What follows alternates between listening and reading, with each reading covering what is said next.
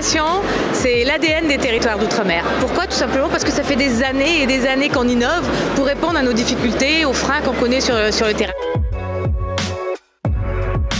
On est très heureux de recevoir ce prix. Je suis ravi, en plus j'aurais aimé que toute mon équipe soit là parce que c'est vraiment eux aussi qui ont bien bossé là-dessus. C'est pour nous une grande chance, pour Tricenter, j'entends, pour mes associés également. La grandeur de l'événement ne tenait pas nécessairement au nombre de participants, c'est plutôt le fait qu'il s'agisse de la communauté outre-mer. C'est déjà une récompense certes, mais c'est aussi un encouragement. Mais le travail ne fait que commencer. Un entrepreneur, c'est quelqu'un qui se bat tous les jours en fait.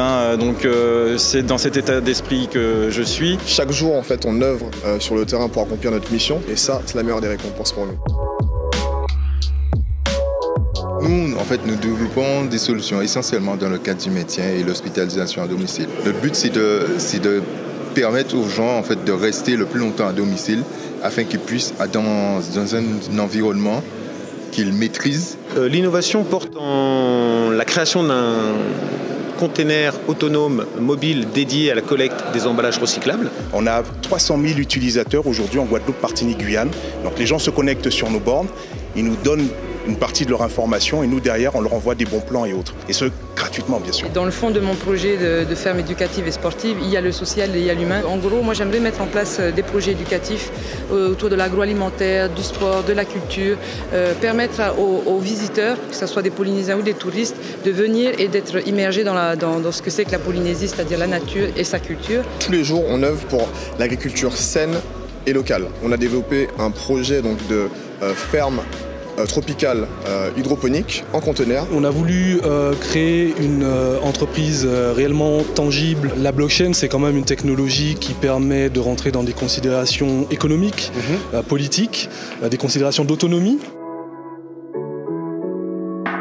Notre boulot au quotidien, c'est d'aller sourcer les talents, les former de manière intensive et leur trouver, faire le matching avec les boîtes sur le territoire. On a la production de bons produits qu'il faut protéger pour éviter le gaspillage alimentaire et donc on a besoin d'emballage. Et ce que veut Citeo en accompagnant Petit Cocotier, donc j'ai été très fière de remettre ce prix, c'est de créer un emballage qui puisse être réemployé, consigné. Donc on va travailler ensemble au prototypage et j'espère un moment au déploiement de cet emballage. Dans un contexte où on s'interroge sur notre participation au développement durable dans les Outre-mer, c'est le lien avec le zéro exclusion. Zéro exclusion pour ceux qui créent de l'emploi, mais zéro exclusion aussi pour les nôtres qui sont éloignés quelquefois par la perte d'autonomie. Cette autonomie énergétique, si on la lie en plus à la problématique des déchets, elle est une opportunité aussi, par exemple, d'utiliser les déchets pour faire de l'énergie. Les territoires ultramarins aujourd'hui dégagent plus de CO2 dans la production d'énergie que la métropole continentale, on va dire. L'enjeu de passer à 100% d'ENR, c'est faire du mauvais élève qui était l'outre-mer en CO2,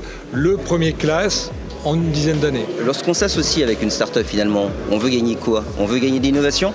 On veut gagner de la vélocité. C'est aussi tout l'intérêt de la démarche, on va dire, d'union entre des start-up et des grands groupes. Eh bien, nous sommes une association qui accompagnons les entrepreneurs à l'international. Nous souhaitons également faire venir des entrepreneurs ultramarins. Et on a à l'heure actuelle de futures pépites, je dirais même des licornes, que nous accompagnons. Nous sommes très fiers de récompenser l'innovation.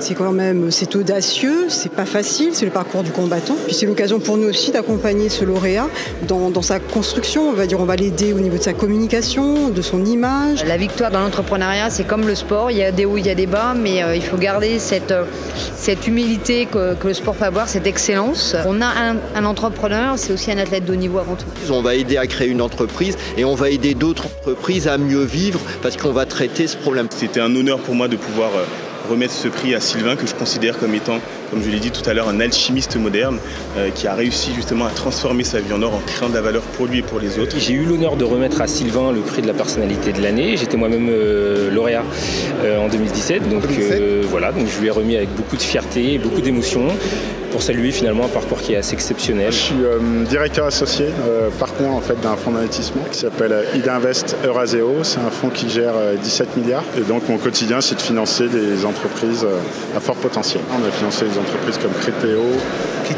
comme Frishti, comme Winamax, comme Travel Price, Deezer, Mythic à l'époque. Donc on fait partie des acteurs les plus dynamiques en fait dans le domaine de l'investissement et du financement de l'innovation.